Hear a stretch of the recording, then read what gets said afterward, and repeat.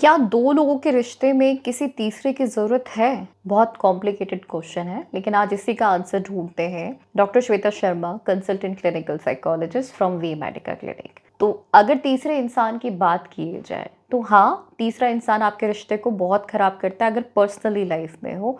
लेकिन अगर वो तीसरा इंसान एक प्रोफ़ेशनल है, एक रिलेशनशिप काउंसलर है या एक क्लिनिकल साइकोलॉजिस्ट है, तो यही तीसरा आदमी आपके रिश्ते को बहुत बेहतर बना सकता है। हम झगड़ते हैं, परिवार में बहुत से तनाव आते हैं, कई बार फैमिली को लेके तुमने मेरे पेरेंट्स को ये कहा, तुमने मेरे पेरेंट्स को ये कहा, तुम इसकी वैल्यू नहीं करते, तुम उसकी वैल्यू नहीं करते। टेक्निकली जब आप में कंपेनियनशिप की कमी आती है, तो यही तीसरा प्रोफेशनल आपकी इन सारी प्रॉब्लम्स का सलूशन दे सकता है। कैसे? इसे हम क्लिनिकली मैरिटल थेरेपी बोलते हैं या कपल थेरेपी बोलते हैं। कपल थेरेपी जिसमें आप दोनों के इंडिविजुअल पार्ट को सुनने के बाद में अगर कोई साइकोपैथोलॉजी है तो उसको भी समझा जाएगा। साइकोपैथोलॉजी में आपको एंजाइटी हो सकता है, आपको हो सकता है पुराना कोई ट्रॉमा हो किसी और रिश्ते का या चाइल्डहुड का जो आप इस रिश्ते में रिफ्लेक्ट कर रहे हैं, या हो सकता है आप दोनों की पर्सनालिटी इतनी अलग अलग है कि वो चाहे कितना भी मैच आप कर लो वो नहीं हो पा रहा है, वो कंपेनियनशिप नहीं हो पा रही है।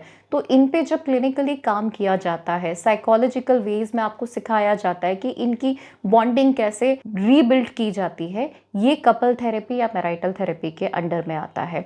इसमें असेसमेंट्स भी होते हैं, कई बार फैमिली थेरेपी का भी रोल होता है, लेकिन ये बहुत ज़्यादा कारगर होता है। आपने कई बार देखा होगा कई केसेस जब कोर्ट तक पहुंच जाते हैं, उन्हें बोला जाता है आप 6 महीने काउंसलिंग करके आइए, बट यूजुअली उनमें कुछ किया नहीं जाता है। 6 महीने लोग अलग ही रहते हैं, उस बारे में बात नहीं करते हैं या रिश्तेदार बात करते हैं। अब रिश्तेदारों की काउंसलिंग में और इस काउंसलिंग में सबसे बड़ा फर्क ये है कि वो प्रोफेशनल आपके लिए बायस नहीं है, वो आपके लिए बिल्कुल ओपनली एक चीज़ें सामने रखेगा कि हाँ, इस पे आपको काम करने की जरूरत है, या यहाँ पे कुछ सही है कुछ गलत है। इंसान गलत सही नहीं है, लेकिन सिचुएशन क्यों गलत हो रही है, उसे कैसे ठीक किया जा सकता है। तो मैरिटल थेरेपी एक ऐसा पार्ट है जो ज़रूरी नहीं है कि आपको क्लिनिकल डिसऑर्डर में लेना पड़े, लेकिन अगर आपको रिश्तों में लग रहा है कि कुछ तनाव है, हम एक दूसरे को नहीं समझ पा रहे हैं, ये आपके लिए एक बेस्ट ऑप्शन है rather than having any other solution कि चलिए बस एक ट्रिप कर लेते हैं, चलिए थोड़ा समय दूर रह लेते हैं। उसके साथ में मैं आपको एडवाइस करूंगी कि इन सब के साथ में एक बार कपल थेरेपी या मैरिटल थेरेपी को लाइफ का पार्ट बना के देखिए, ये आपके रिश्ते को और बेहतर बना सकता है। Thank you.